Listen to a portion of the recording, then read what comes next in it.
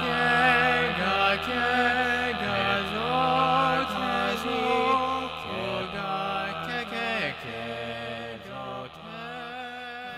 welcome to Doxacon Prime. We're very happy to be celebrating our second Doxacon Prime and the third of the Doxacons this year in November 2015. This year it's going to be at St. Sophia's Greek Orthodox Cathedral in DC, and it's going to be November 13th and 14th. We hope that you'll sign up. Registration is now open, and early bird specials will be ending September 30th. So please register now. But before that, let's tell you a little bit about this year's event. Welcome back, everyone, to this week's sessions of Muggles and Masterminds. At last week's session, you successfully survived the Beltway Gremlins and defeated the wicked politicians of the Potomac. At the end of the last session, you all agreed to organize the next Doxacon Prime. Graciously, St. Sophia Greek Orthodox Cathedral has offered to host the event. Now, a number of things remain. First, who will create the decorations? We can have the house elves do all the decorating. I'm afraid that you released all of the house elves 2 sessions ago. I told you that was a bad idea. It was the right thing to do. If we offer them a living wage, I'm sure they'll come back to us. Perhaps. Now, how will you feed all of these muggles? Doesn't the cathedral have tables that create whatever food you want? No, I'm afraid there's no kind of magic like that in this world. How do people eat then? Well, we can try the Muggle restaurant, Rosh Uz. I understand they make fantastic Uzbeki Russian food. Ah, everyone will be happy with that choice. Okay, next. You need what they call a keynote speaker. Ooh, we can have Professor Nightingale speak. He's the head of the American School of Wizardry, after all. Haven't you been listening? Magic doesn't exist in this world. We can have John Granger speak. He's an expert on the Harry Potter universe. In fact, he's known to the Muggle world as the Dean of Harry Potter Scholars. He'd be perfect for Doxacon. Roll your persuasion check. What? Very good, he agrees. Now, Excellent. you need to send out flyers and print t-shirts. I bet that'll cost a pretty penny. How are we going to pay for all of this? I would go to my Green Dot bank account.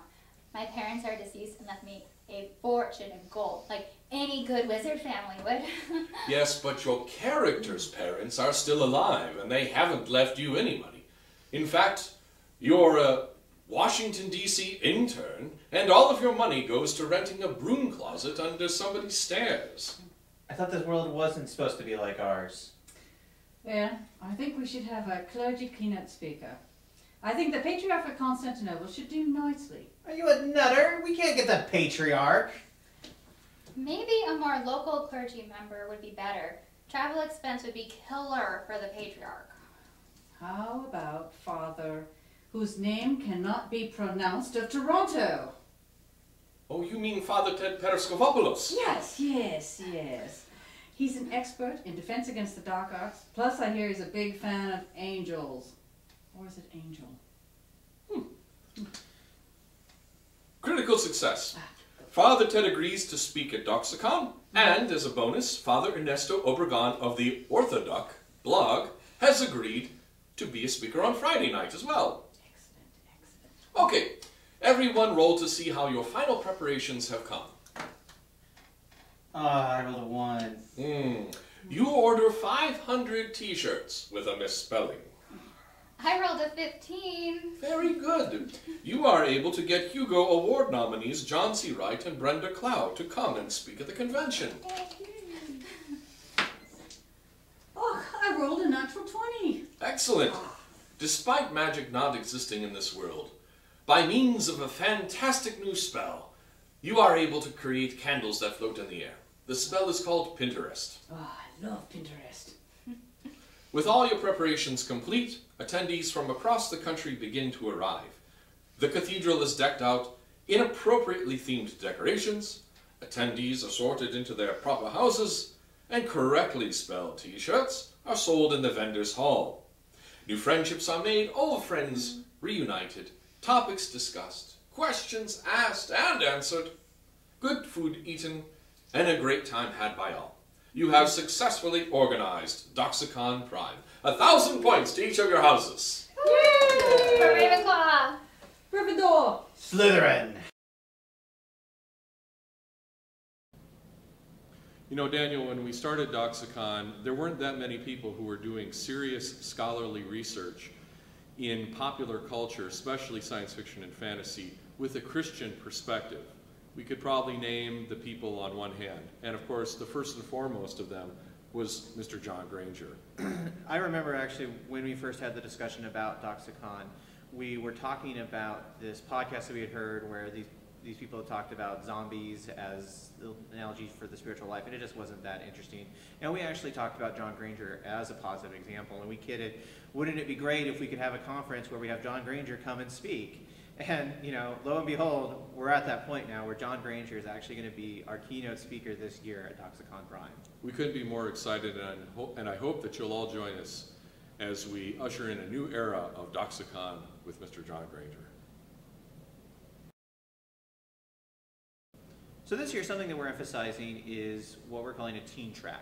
Last year, we had 2 sessions during each breakout, and they were more adult-focused for an older audience. And this year, we want to really focus on making Doxacon family-friendly, an event that you can bring your teens to.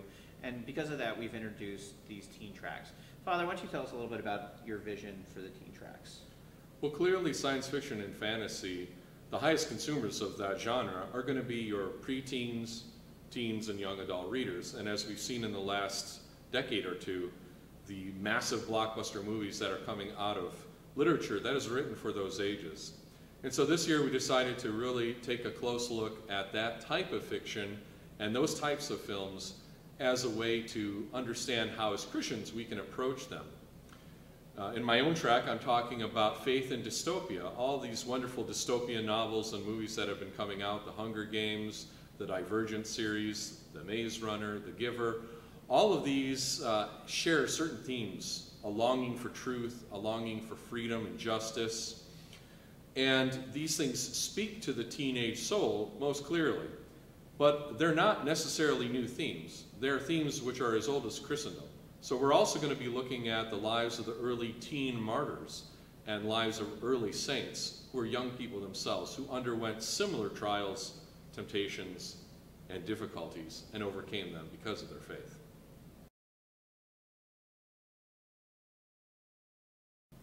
Something else that we're focusing on this year is also the Friday night events. Most of our events will be on Saturday, but Friday night we're having early registration for people who don't want to wait in line on Saturday morning.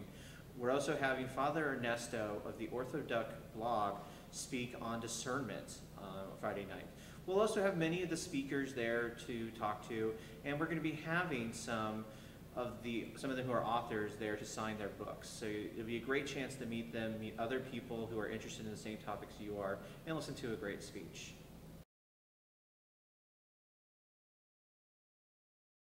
Again, we hope that we see as many of you as possible this year at Doxacon Prime in Washington, D.C., where you will help us overcome the evils of the Muggle world that we face every day with a good dose of magic. The magic of your faith, of your love, your fellowship, and God's blessings on all of you. Be well.